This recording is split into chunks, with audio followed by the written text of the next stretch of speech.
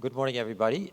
Thank you for the great attendance. It's like the room is filling up slowly. Acuamark Diagnostics is an early cancer detection company. Our company has, for the first time, optimized qPCR for early cancer detection signal detection. Of course, the name of the game is to detect cancer early so that the biggest impact on stage 1 and stage 2 can be had.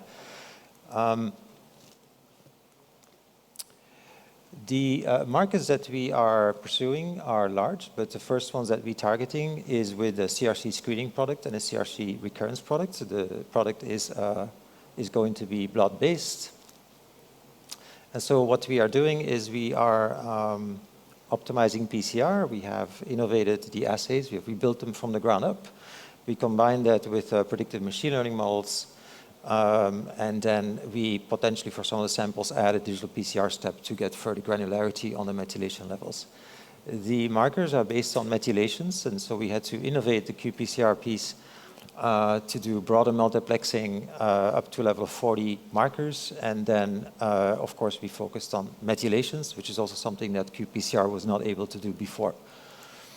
And so what we are getting at is really something that is, of course, improved relative to other approaches, improved in terms of detection, but also remains very scalable, very accurate, is not dependent on elaborate workflows. And at the end of the day, what it all boils down to is really saving more lives at a fraction of the cost. The data that we've gotten, we started testing samples in mid-2023, so we now up to 216 stage 1 to stage 4 samples.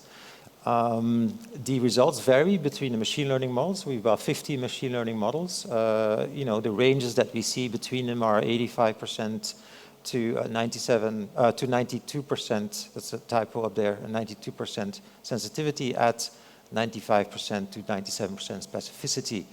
The best models produce a 92% sensitivity at 97% specificity, and some of the models detected all of the stage 1s and the stage 2s. Of course, we're very excited about that. One of the key differentiators is that we will not have to exclude individuals at high risk. And of course, one of my pet peeves is that as a company, we think we should deserve to be in the marketplace and eventually be profitable.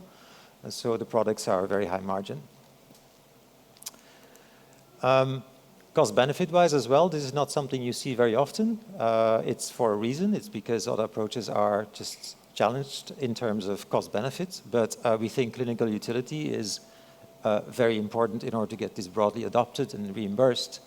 And so we took a look at colonoscopy, the Galleri test, Cologuard, Shield, etc. We didn't include Freenome because we don't have pricing on Freenome, but we think it's somewhere along the range of the Shield test. And so when it comes to cost per life saved, we really intend to be at a fraction of the cost of the others. This all eventually fits in a distributed strategy, so we're building kits in order to deploy this onto a broad installed instrumentation base around the world.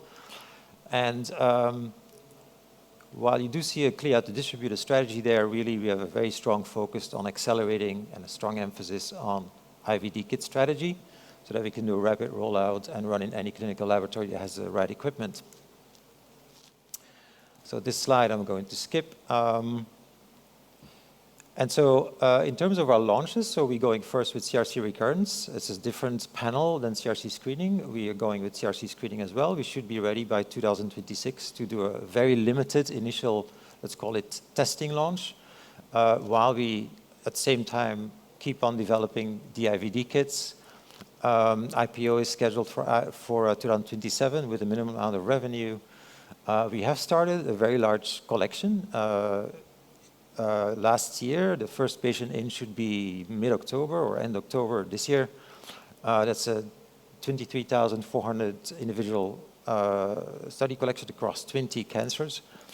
And basically from there onwards, what we'll be having, we'll be adding separate cancers. These cancers will be launched in fast cadence after the IPO. Again, here's a illustrative graphic of how this could potentially look, but a big emphasis of us is not just cost effectiveness, is not just improved detection, not just scalability, cost effectiveness, fast turnaround, etc. But it's also margins. And so when it comes to becoming a company that has momentum and sustained momentum, we strongly believe that margins should be part of the story.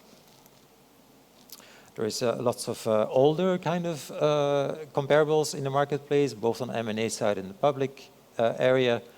And more specifically, when we get to CRC screening, of course, we're talking about Exact Sciences. As an example, at the time we made the slide, Exact had a $11 billion market cap and was just taken over at that time by Natera with a $15 billion market cap for recurrence. These are our team, very small team, but very proud of them. And we are currently testing the waters and seeing what the response is for our largest Series B round. This Series B round is $125 million. And we aim to do 2 launches with it and fund the company to the point of 1 year beyond IPO. And ask for the Series B will be, of course, number one, attract a best-in-class team in the diagnostics industry. We want to complete our study and conduct others. We want to build that IVD kit, build out a regulatory team, do the right preparatory steps for IPO, and then, of course, expand from where they are today, the commercial partnerships. And of course, the company will, along the way, get ready for M&A. So at the end of the day, what everything comes down to for us is really just having the largest possible social impact, whereby most of lives are saved with a reliable test, but at a fraction of the cost and with unique positioning and high earnings potential. So thanks so much for your attention.